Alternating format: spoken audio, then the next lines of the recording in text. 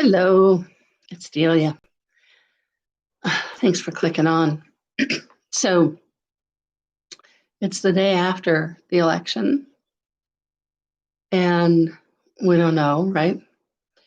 Um, and there's a lot of really great people talking about the election, so I'm not going to do that.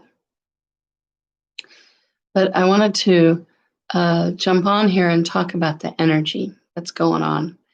And I was driving around Washington, D.C. yesterday afternoon, and the streets were very empty. But I was really aware of the threat energy, the potential threat energy. And so, one of the things that's been happening a lot lately is, besides massive amounts of emotional manipulation and gaslighting and speculation about speculating, which is what the talking heads on the cable channels do. But even if you don't partake in any of the politics, even if you don't keep up with it or you don't really care about it, you don't have to be in the DC area. You don't have to be heavily politically involved. I mean, in fact, a lot of people are not particularly politically involved and still are affected by this threat energy. So that's what we're going to talk about today, is the threat energy. So there's two ways to be aware of threat. One is to notice what's going on for you. What are you thinking or feeling? And future tripping. So these two things together have been released into the atmosphere, so to speak. And it makes being in the present challenging and maybe even uncomfortable. So if you have a lot of energy that's making you think about the future, like future tripping energy, and requiring you to think about the future and what's going to happen if this happens, and what's going to happen if that happens. And that's what the conversations are around you. And so if you're not thinking about the future, whether it's 2 weeks or 2 months or 2 years, then you're out of the conversation, right? So there's like a social push towards thinking about the future. And so if you're not thinking about the future, it can be uncomfortable because you're not fitting in the conversation anymore. You're not fitting in with the people that you think you ought to fit in with, whether you want to fit in with them or not. It's a whole other issue. And the focus on the future makes being in the present, it can feel like, what's that phrase?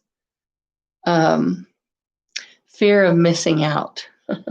If you're not worrying about the future, if you're not future tripping, if you're not pre-planning catastrophes and this could happen and they could do this and they could do that, then you're not, it's really funny. It's like if you're not paying attention to those things, it's like you're not paying attention, or you're not participating, you're not involved, or you're not very aware, you're not very intelligent. I mean, there's lots of ways that we're judged outright, or, kind of like micro-judged into future tripping. So much so that when you don't do it, it can feel uncomfortable or wrong, or like you're a slacker, or you're stupid, something unpleasant to you. And the other part about this threat energy is that it's all about the future. And it's all about impending doom and impending problems. And if you don't do this today, then, that house of cards is going to fall tomorrow.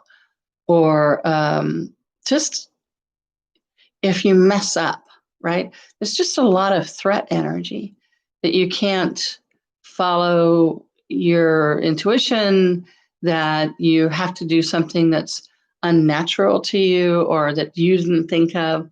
You have to do something that somebody else has said that you need to think of or that you need to do. There's just a lot of ways that this threat energy is kind of gassing the society, gaslighting into, well, kind of just gaslighting everybody out of their minds. And so you want to be aware of, are you feeling threatened? And it's a sensation, and it's oftentimes shortness of breath, foggy thinking, anxiety, discomfort, or kind of a buzz, kind of an energy. And then when you say, okay, well, I'm gonna be calm now, or I'm gonna be in the moment now, and then it's uncomfortable, or you're distracted, or you don't want to do it. You just keep something. There's something better to do. There's something better to think about. There's something better to go over there and do. So this threat energy is really tied a lot to this future energy.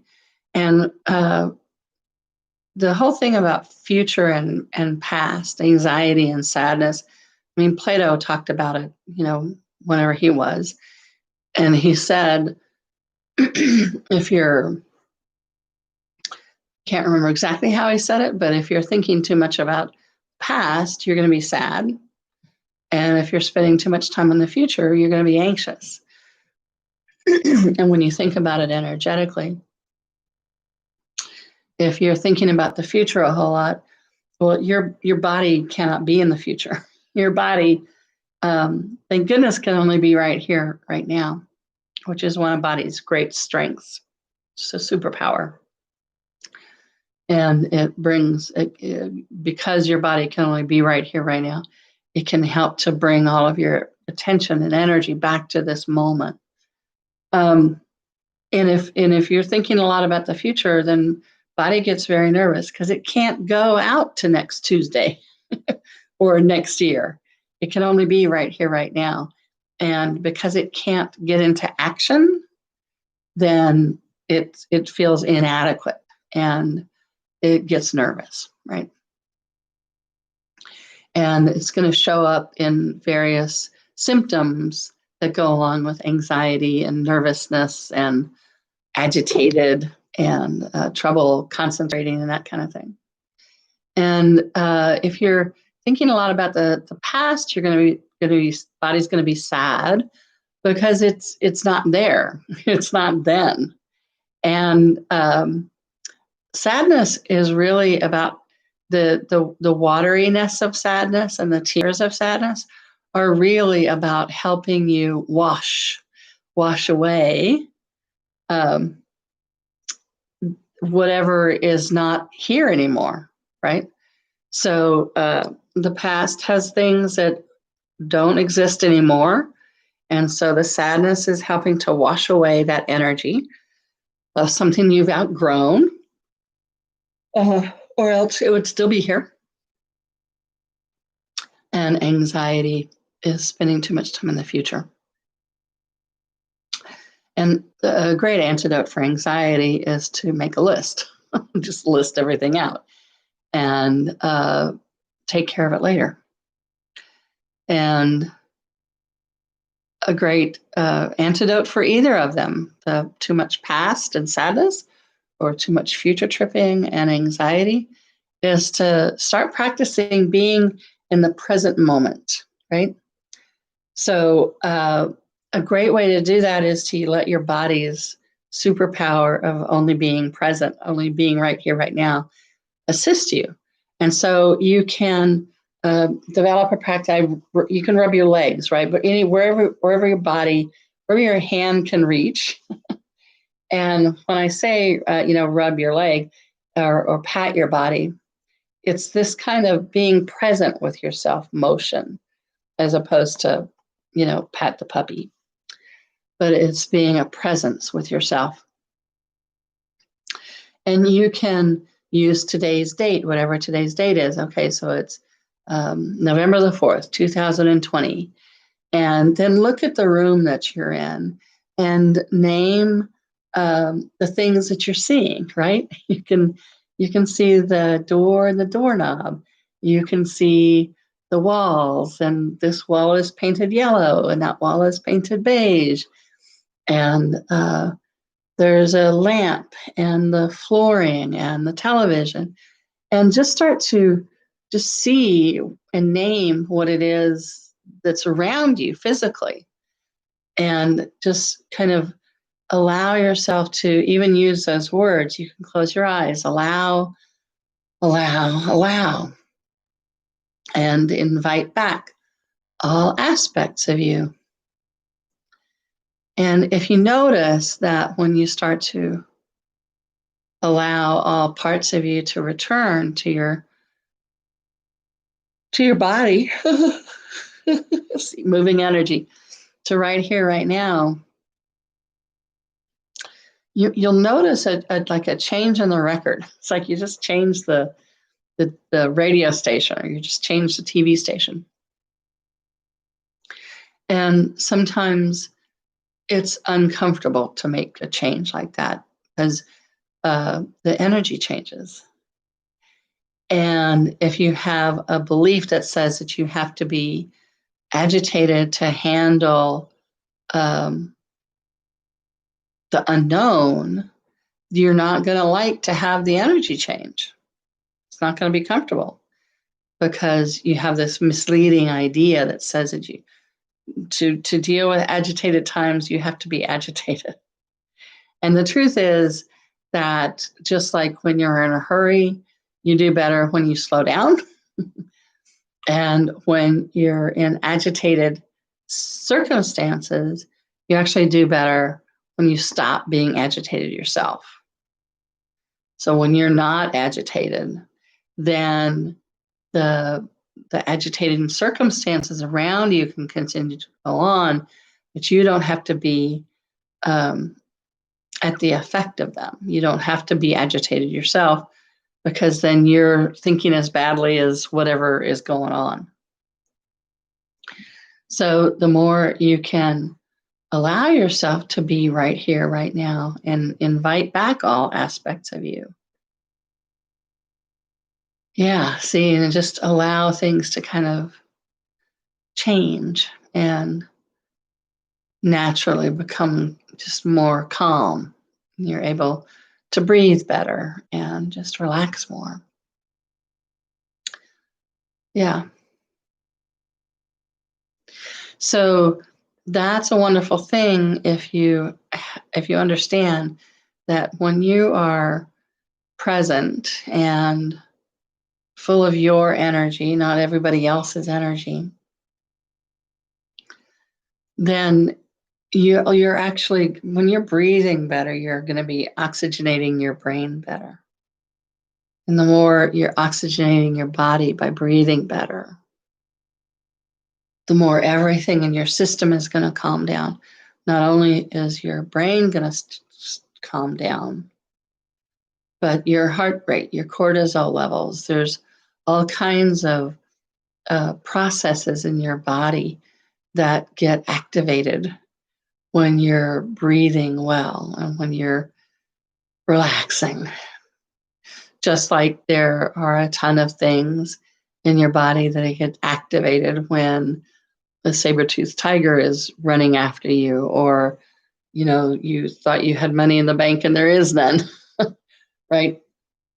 There's these different ways of responding.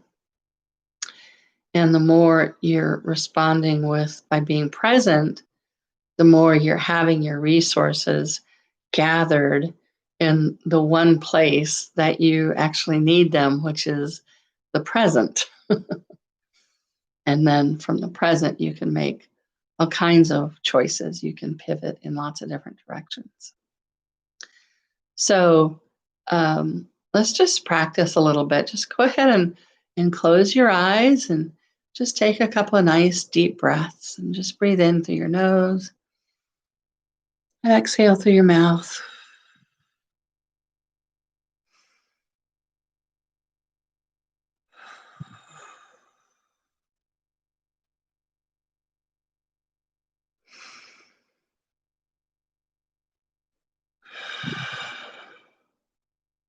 Good. Body. Barriers down, barriers down, barriers down.